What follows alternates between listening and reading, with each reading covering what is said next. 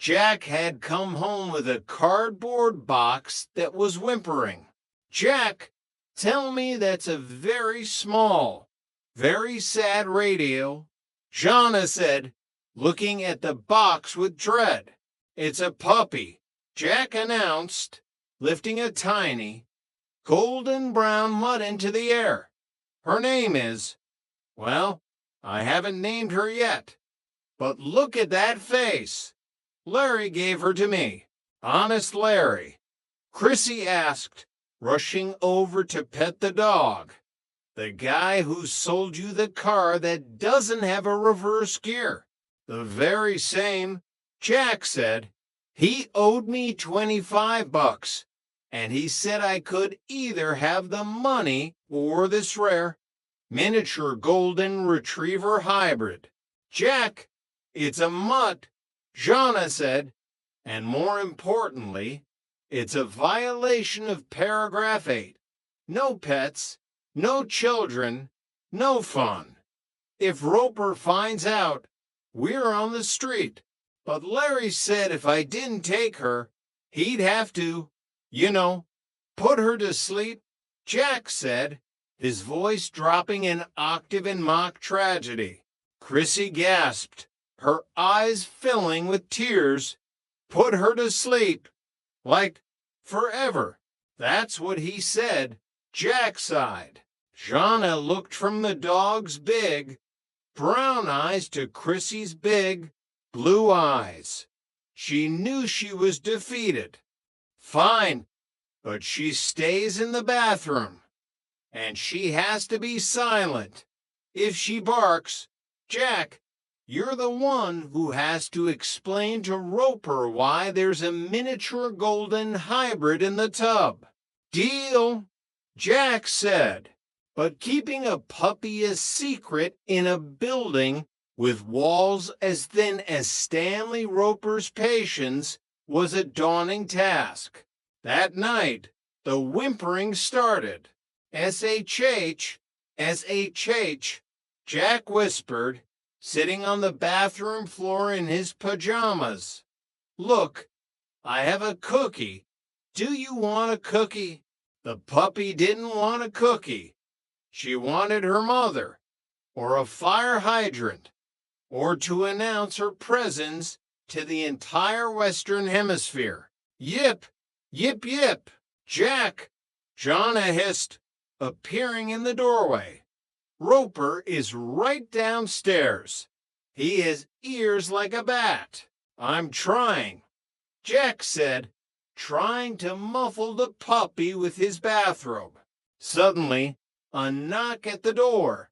Not the front door, the bathroom door. "Jack!" It was Chrissy. She was walking with a strange, glazed expression, her arms outstretched. "Chrissy?" Jana whispered. "Oh no, she's sleepwalking again." Chrissy wandered into the bathroom, navigated around Jack, and sat down in the empty bathtub. "The clouds," she murmured. "The clouds are made of marshmallows." "Chrissy, honey, go back to bed," Jana urged. The puppy, seeing a new friend, jumped into the tub and started licking Chrissy's face. "A cloud kissed me," Chrissy giggled in her sleep. "This is a disaster," Jack groaned. The next morning, the situation escalated. Helen Roper arrived at the door, looking for a cup of milk and a bit of gossip. "Hi, kids," she said, strolling into the kitchen. "Is that something you made in cooking school?" "Jack, it smells robust." Jack quickly jumped in front of the bowl of dog food on the counter. "It's a beef bourguignon, very experimental, bone meal and marrow jelly. It's the new trend in Paris." "How sophisticated," Helen said, peering over his shoulder. "Can I try some?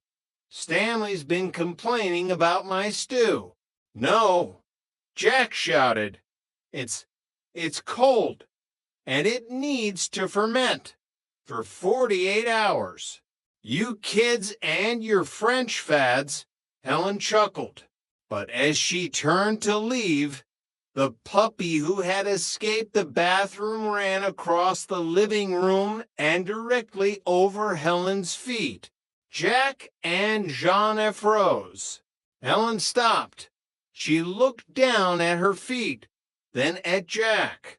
Jack, she said slowly, did a small, furry trend just run into the bedroom?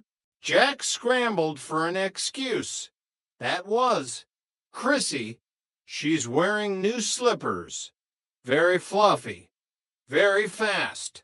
Helen smiled. She knew. She always knew. Those slippers just whimpered, Jack. Okay. Jack sighed. We found her. We're trying to find a home for her. Mrs. Roper, please don't tell Stanley. Helen's expression softened. She looked at the door, then back at the kids. Stanley doesn't need to know everything. Besides, it's our anniversary tomorrow. If you could find a way to make that puppy a surprise on our doorstep, I might be able to convince him it was his. Idea! Jack's eyes lit up. Mrs. Roper, you're a genius. I know, she said, heading for the door. Now, give me that French stew. I want to see if Stanley can tell the difference between gourmet and kibble. Chapter 8, The Anniversary Surprise. The plan was executed with military precision. At 6 o'clock a.m., Jack crept down to the Roper's door and placed the puppy, now wearing a large red bow, on top of the morning edition of the Los Angeles Times. An hour later, the building was woken by Stanley's roar of confusion. Helen, why is the newspaper licking me? Jack, Jeanne, and Chrissy watched from the top of the stairs as Helen emerged, feigning total shock. Stanley, oh, you darling man, you remembered our anniversary. I did, Stanley asked, looking at the puppy. A puppy, Helen cried, picking up the dog. Just what I always wanted. And you even left her on the doorstep to surprise me. How romantic. Stanley looked at the puppy. The puppy licked his nose. Well, Stanley said, his chest puffing out slightly, I knew you liked the fluffier things in life. Helen, happy anniversary. He looked up the stairs and saw the three roommates watching. See that? Tripper, Stanley called out. That's how a real man treats his wife, with a miniature golden hybrid. Jack gave him a thumbs up. Classy, Mr. Roper. Truly classy. As the Ropers went back inside, the dog barking happily, the three roommates retreated into their apartment. We did it, Chrissy cheered. The puppy has a home, and we still have a lease, Jeanne added. And Jack said, picking up a spatula, I don't have to eat any more experimental beef bourguignon. Chapter 9, The Couch and the Bully. The following Saturday was supposed to be a day of relaxation, but Jeanne had other plans. She had decided that the living room sofa, sagging monstrosity of orange plaid, needed to be refurbished. I've got the tacks, I've got the hammer, and I've got the ambition, Jeanne announced. Jack was lying on the floor, staring at the ceiling. I've got the exhaustion. Can't we just flip the cushions? No, Jonna said, "It's a man's job. Jack, you're the builder, the protector, the hewer of wood." "I hewed some wood yesterday." Jack grumbled. "I sharpened a pencil."